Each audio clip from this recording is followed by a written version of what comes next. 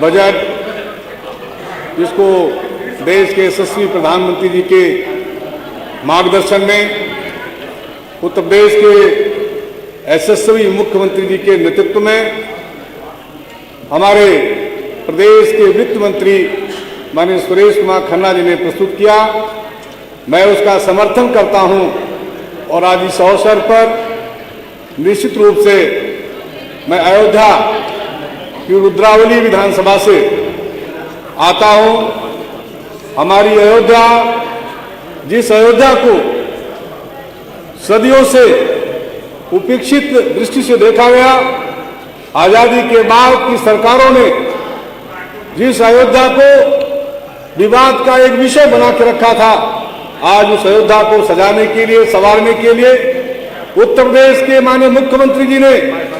शपथ लेने के बाद से लेकर के अब तक 100 से ज्यादा, 1 शतक से ज्यादा वहां की विकास की योजनाओं को, एक तरफ जितनी भी गांव गरीब की योजनाएं हैं, पूरे अयोध्या को सजाने और संवारने के लिए बैठकें करके जो काम 2 वर्ष में हो सकता था,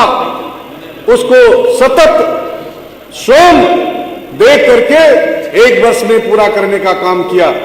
आज मैं पूरे सदन की तरफ से उत्तर प्रदेश के माननीय मुख्यमंत्री जी का अभिनंदन करता हूं कि जिन्होंने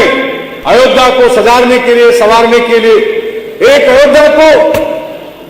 विक्रमादित्य जी ने बसाया था और आज की अयोध्या को उत्तर प्रदेश के माननीय मुख्यमंत्री जी ने संवारने, सजाने और बसाने का जो एक अनोखा काम किया है, जो अयोध्यावासी आज पूरी तरह से गौरव महसूस कर रहे हैं, अयोध्यावासी उसकी प्रशंसा कर रहे हैं। मेरी विधानसभा क्षेत्र रुदौली में उत्तर प्रदेश की सरकार का वो बजट जो शिक्षा के क्षेत्र में आवंटित हुआ, आज हम गर्व से कह सकते हैं कि हमारी सरकार में जो भारत के प्रधानमंत्री जी का सपना देश को संभालने वाले मजदूरों के लिए है, हमारे मजदूरों के बच्चे कैसे डॉक्टर बनेंगे, मास्टर बनेंगे, इंजीनियर बनेंगे, उसके लिए अटल आवासीय कॉलेज जैसा एक शिक्षण संस्थान स्थापित किया।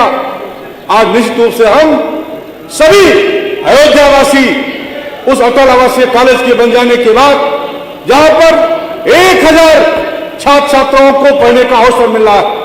वही दूसरी तरफ अयोध्या में ही आयुर्वेदिक मेडिकल कॉलेज की स्थापना,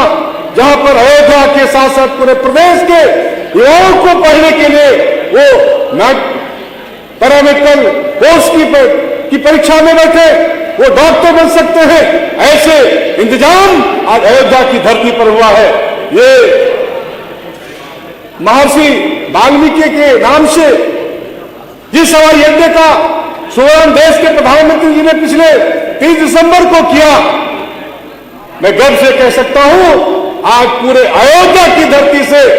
अयोध्या के सीमा में रहने वाले छात्र, विद्यार्थी, नौजवान, वहां के किसान, व्यापारी आज बड़ी सुगमता से देश और विदेश की यात्रा कर रहे हैं। आज कुछ अयोध्या में, जिस अयोध्या की सीमा में जितने भी रेलवे स्टेशन थे, आज उन सभी रेलवे स्टेशनों को आधुनिक बना दिया गया। आज 90 अयोध्या का रेलवे स्टेशन दुनिया का सबसे बड़ा रेलवे स्टेशन बना है और लखनऊ से लेकर के अयोध्या की रेलवे लाइन को दोहरा करके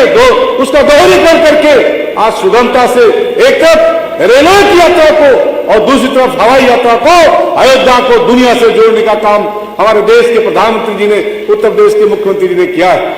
निश्चित रूप से आज अयोध्या की गरिमा और महिमा बढ़ी। 22 जनवरी को हम सभी लोग साक्षी थे, वहां पर उपस्थित थे, जब देश के प्रधानमंत्री जी ने उस जन्मभूमि पर हमारे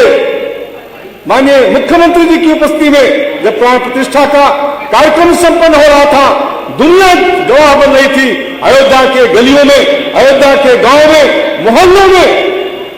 देव दीपावली जैसा त्योहार मनाया जा रहा था। आज निश्चित रूप से एक क्षेत्र में नहीं, अभी रामायण कालीन तमसा नदी जिसकी लंबाई 151 किलोमीटर, जिसका उद्गम स्थल हमारे विधानसभा क्षेत्र में बसोड़ी से एक होता है 151 किलोमीटर नदी को पूरी तरह से उसका स्वरूप जैसे था वैसे करने के लिए जिस नदी के बारे में भगवान राम जब वो पहली यात्रा की शुरुआत किए थे बन जाते समय, तो प्रथम वासु तमसा भयो दूसर सुरसर तीर नहाए रहे जलपान कर सिए समेत दो वीर। ऐसा तुलसीदास जी ने लिखा। आज उस तमसा नदी, रामायण कालीन तमसा नदी पर उसके पुनर्जीवित होने के साथ साथ, चाहे वो मानवी ऋषि हो, चाहे गौतम ऋषि हो, चाहे वो हमारे उस नदी के किनारे जितने ऋषि मुनियों ने तपस्या करी, चाहे वो श्रवण जी का आश्रम हो, आज उस पर सब पर विकास का एक बहुत बड़ा काम शुरू हुआ और पूरे अयोध्या को पर्यटकों के लिए सजाया गया, संवारा गया। आज 84 कोसी परिक्रमा, 14 कोसी परिक्रमा, पंचकोसी परिक्रमा, अयोध्या में ही इन सभी तरह के कामों को करने के बाद मां कामाख्या धाम, जो अयोध्या में देवी स्थानों में सबसे प्रमुख स्थान है, आज उस स्थान पर भी नगर पंचायत का दर्जा देकर के उत्तर प्रदेश के मुख्यमंत्री जी ने एक बहुत बड़ा पार्क वहां पर शुभकृत कर दिया। आज पूरे के पूरे देश और प्रदेश के पर्यटक पूरे अयोध्या में नंदीग्राम भी देख रहे हैं। भरत जी की तपोस्थली का भी विकास हो रहा है, माननीय विधायक जी का भी विकास हो रहा है। सभी समय हो गया माननीय विधायक जी। माननीय अधिष्ठाता महोदय, मेरा नंबर सबसे पहले था, लेकिन मेरे स्थान पर सबसे पहले वहां पर खड़ा कर दिया। आपका ना सीरियल से है, सीरियल से है आपका नंबर, नाम सीरियल से है। मैं अंत में अपने पूरे के पूरे अयोध्या की तरक्की और विकास के लिए जिस तरीके का उत्तर प्रदेश की सरकार का बजट में प्रावधान है, मैं इसकी भूल भूल प्रशंसा करता हूं और अपने क्षेत्र के 2-3 विषयों पर आपका ध्यान आकृष्ट कराते हुए, निश्चित रूप से जब अयोध्या जाने वाले और आने वाले श्रद्धालुओं को हम देखते हैं, तो अभी मेरी विधानसभा में कुशहरी गांव पंचायत में ट्रामा सेंटर का एक प्रस्ताव है, जिसकी स्वीकृति हो जाने से जितने भी एक्सीडेंट से, दुर्घटना से घायल लोग हैं, उनका फर्स्ट एड संपन्न हो सकेगा। वो हमारा प्रस्ताव विचाराधीन है। दूसरी तरफ हमारी सबसे बड़ी आवश्यकता किसानों की, वहां की जो सरजू के किनारे की हमारी किसानों की एक बहुत बड़ी बस्ती है, जहां पर रौनाही तटबंध पर पंपिंग स्टेशन की स्थापना माननीय योगेश धामा जी स्थापित कराने की, माननीय नंद किशोर गुर्जर जी, उसकी स्वीकृति के लिए अनुरोध करता हुआ अपनी बारी को देता हूं विराम। बोलो जय श्री राम। धन्यवाद अधिष्ठाता महोदय। बोलो जी जय। आपने बजट पे बोलने के लिए मुझे मौका दिया, उसके लिए मैं आपका आभारी हूँ।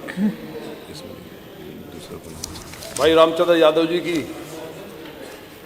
जो बात अयोध्या